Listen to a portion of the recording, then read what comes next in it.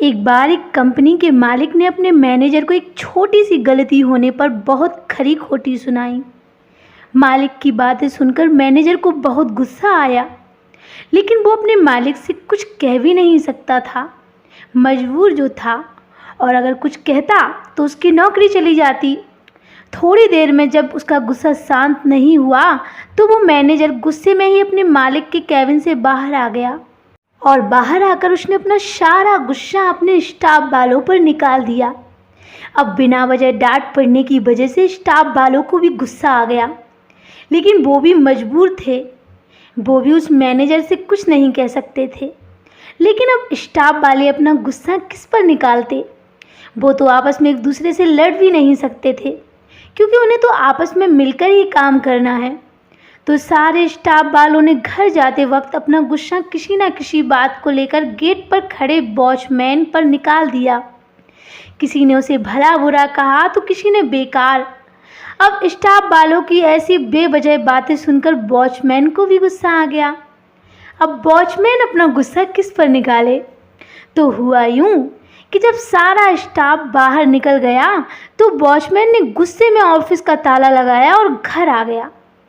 घर पर आया तो उसकी पत्नी ने उसके लिए खाना परोसा, और जैसे ही उस वॉचमैन ने वो खाना देखा, उस वॉचमैन का गुस्सा और भी ज़्यादा बढ़ गया। उसने ऑफिस की भड़ास भी अपनी पत्नी पर निकाल दी और उसे खूब सुना दिया। अरे ये क्या खाना बनाया है तुमने, जानवरों के जैसा? अरे मैं पूछता हूँ, दिन भर घर पर करती क्या हो ऐसा, जो ढंग का खाना भी नहीं बना सकती? पति की ऐसी बातें सुनकर पत्नी को भी इस बात पर गुस्सा आ गया, और वो गुस्से में उठकर सीधा अंदर गई और उसने अपने बच्चे को एक जोर का थप्पड़ दे मारा और कहने लगी, पढ़ाई बिल्कुल करता नहीं है, सारा दिन टीवी देखता रहता है। चल जल्दी से अपनी किताबें उठा और पढ़ने बैठ जा। उस बच्चे को चाटा इतना जोर का लगा कि उसे बहुत दर्द हुआ और वो रोने लगा। इसके बाद मम्मी से मार खाकर वो बच्चा गुस्से से बाहर निकल गया। अब बाहर आकर उसने एक पत्थर उठाया और अपना गुस्सा निकालने के लिए उस पत्थर को उसने आसमान की तरफ फेंक दिया। वो पत्थर थोड़ा दूर सो रहे एक कुत्ते के सर में जाकर लगा, जिससे कुत्ते को भी लग गई और वो भी जोर जोर से भौंकने लगा। कुत्ता जोर जोर से भौंकते हुए इधर उधर देखने लगा। फिर उसे थोड़ी दूर एक आदमी दिखाई दिया। कुत्ते ने सोचा कि पत्थर जरूर इसी ने मारा होगा। कुत्ता दौड़ता हुआ गया और उसने उस आदमी को काट लिया। उस आदमी ने बड़ी मुश्किल से उस कुत्ते से अपना पीछा छुड़ाया, और जिस आदमी को उस कुत्ते ने काटा था वो कोई और नहीं बल्कि उसी कंपनी का मालिक था, जिसने सुबह ही ऑफिस में अपने मैनेजर को बेवजह बहुत डांटा था। फिर वो तुरंत हॉस्पिटल गया और उसने अपना इलाज करवाया। इसके बाद वो अपने घर आ गया। फिर वो शांति से बैठकर थोड़ी देर तक बस यही सोचता रहा कि आखिर उस कुत्ते ने मुझे बेवजह क्यों काटा।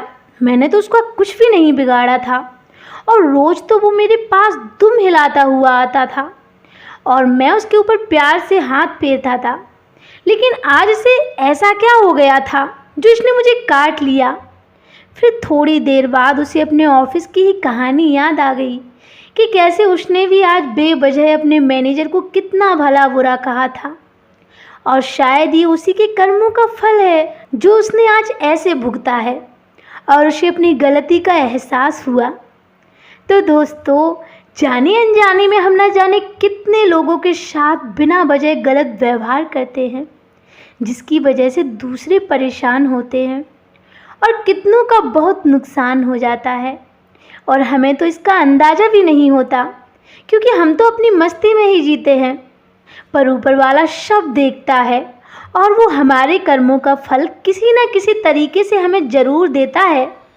इसलिए ज़िंदगी में बहुत ज़रूरी है कि आप दूसरों के साथ अच्छा व्यवहार करें, हर किसी की परेशानी को समझें, किसी के साथ बुरा ना करें, क्योंकि जैसा बीज हम बोते हैं वैसे ही फसल हमें मिलती है।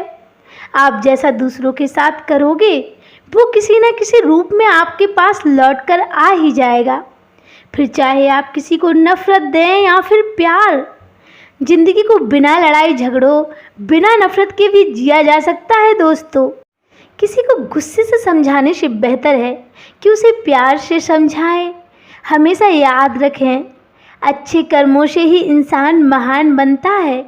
अच्छे कर्म करने के लिए हमें किसी ट्रेनिंग की ज़रूरत नहीं पड़ती, बस हमें अपनी सोच और समझ को अच्छा करना होता है। उम्मीद करती हूँ दोस्तों आपको ये छोटी सी कहानी पसंद आई हो।